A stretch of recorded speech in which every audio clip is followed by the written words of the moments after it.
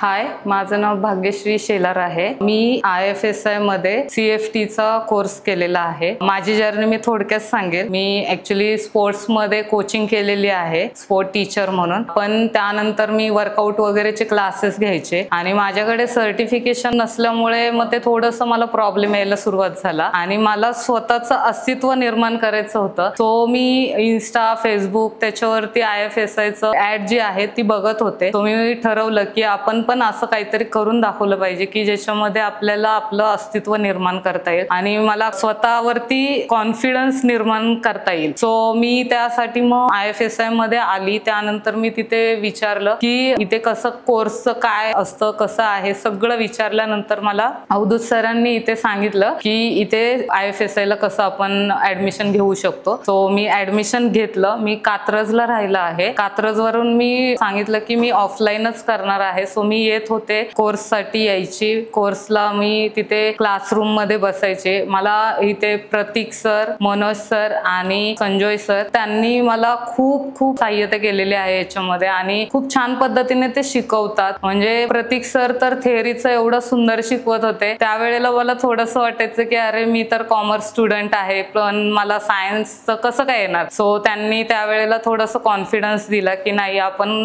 कॉन्फिडन्सने जर केलं तर होऊ शकतं आणि मग ते मी केलेलं आहे आणि थेअरी वगैरेचं मग मला छान पद्धतीने लक्षात राहायला लागलं। नंतर मग मनोज सरांचे पण आम्हाला थेअरीचे क्लासमध्ये चॅप्टर म्हणजे झालेले आहेत। सो ते पण यायचे, आम्हाला शिकवायचे आणि त्यांनी तर अजून कॉन्फिडन्स बूस्ट केलेला। सो त्यामुळे तर मग मला खूपच छान वाटलं। सर म्हणायचे की तुम्ही करू शकता, you can do it. So मी म्हटलं ठीक आहे। मग त्यामुळे माझ्यामध्ये एक जिद्द निर्माण झाली की आपण हे करू शकतो, आपलं जरी एज झालं असेल। सो मी ते एज मध्ये हे करू शकते म्हणून मी मग म्हटलं आता जिद्दीने पुढे जायचं आणि नंतर मग प्रॅक्टिकलचे आमचे सगळे प्रॅक्टिकलची सुरुवात झाली। प्रॅक्टिकल मध्ये पण संजय सर आम्हाला छान पद्धतीने शिकवायचे। परत मनोज सर पण आमचं प्रॅक्टिकल खूप छान पद्धतीने घ्यायचे आणि नंतर मग त्यांनी मला सांगितलं की एक्झामच्या वेळेला पण तुम्ही असा स्टडी केला तर तुम्हाला एक्झाम मध्ये पण छान मार्क मिळू शकतात। सो मी मग एक्झामच्या वेळेला पण खूप प्रयत्न केले। म्हटलं आपण कशाही पद्धतीने आपलं इथे 100च्या वरती जायचं आहे। सो मी त्याच्यामध्ये मग सुरुवात केली अभ्यास करायला आणि अभ्यास करता करता प्रॅक्टिकल आणि थेअरी दोघांचाही अभ्यास केला आणि छान पद्धतीने ते पण एक्झाम माझे झालेले आहेत। आणि एक्झाम मध्ये पण सर आपल्याला म्हणजे नाही का अशी भीती वगैरे जर असेल सो ती भीती पण ते घालवतात की नाही, तुम्हाला येतंय, तुम्ही ते कॉन्फिडन्सने लिहायचे, तुम्ही ते कॉन्फिडन्सने बोलायचे। वायवा वगैरे पण त्यांनी छान पद्धतीने घेतले आमच्याकडून। तर त्यामुळे मग मला खूप छान वाटलं आणि नंतर मग अचानक असं झालं की सगळं प्रॅक्टिकल एक्झाम झाल्या, थेअरी एक्झाम झाल्या। आता मी म्हटलं जॉबचं पण बघितलं पाहिजे। तर मी म्हटलं असंच आमच्या तिथे रिझेंट क्लब आहे, फिटनेस क्लब। सो मी तिथे गेली। तिथे गेल्याच्या नंतर मी तिथे फक्त म्हटलं की माझं IFSI मध्ये सर्टिफिकेशन झालेलं आहे आणि मग तिथे गेल्याच्या नंतर ते म्हटले ठीक आहे मॅम, तुम्ही जॉईन करू शकता। त्यांनी 2 दिवसातच मला जॉईनिंग दिली आणि त्यानंतर मग मला तिथे जॉईन झाल्याच्या नंतर